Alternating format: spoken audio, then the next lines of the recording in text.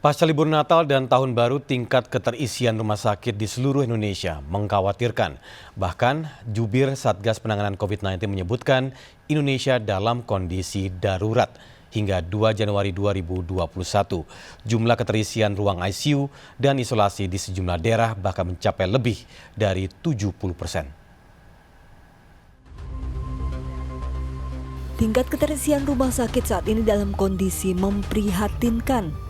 Jumlah keterisian ruang ICU dan isolasi di sejumlah daerah bahkan lebih dari 70%. Juru bicara Satgas Penanganan COVID-19 Wiku Adhisa Smito menyebut Indonesia saat ini dalam kondisi darurat seiring menipisnya ketersediaan ruang ICU dan isolasi. Hingga 2 Januari tingkat keterisian ruang ICU dan isolasi di DKI Jakarta mencapai 84,74%. Banten 84,52%, Yogyakarta 83,36%, Jawa Barat 79,77%, Sulawesi Barat 79,31%, Jawa Timur 78,41%, Jawa Tengah 76,27%, Sulawesi Selatan 72,40%, dan Sulawesi Tengah 70,59%.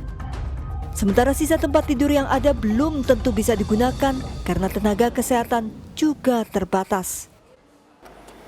Hal ini dapat menjadi alarm bagi kita bahwa kita sedang dalam keadaan darurat yang ditandai dengan ketersediaan tempat tidur yang semakin menipis.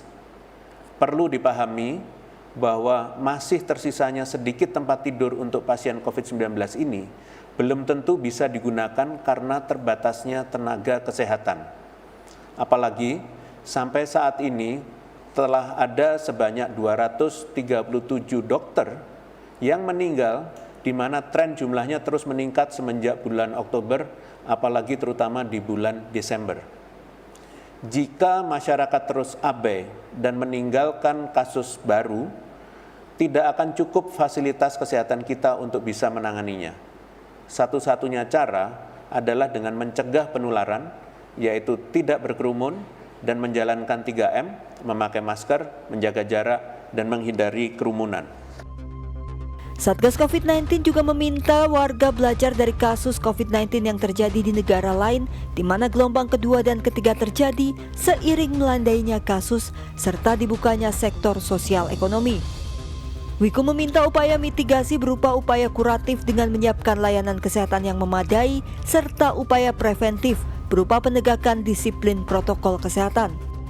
Saat ini pemerintah sudah membuat pedoman pembuatan rekayasa layanan kesehatan jika terjadi lonjakan kasus dan besar kenaikan kasus. Seluruh upaya nyata harus bersinergi termasuk kepatuhan kita semua untuk disiplin menegakkan protokol kesehatan. Sebaik apapun layanan kesehatan tidak akan mampu menopang jika kita tidak disiplin menegakkan protokol kesehatan.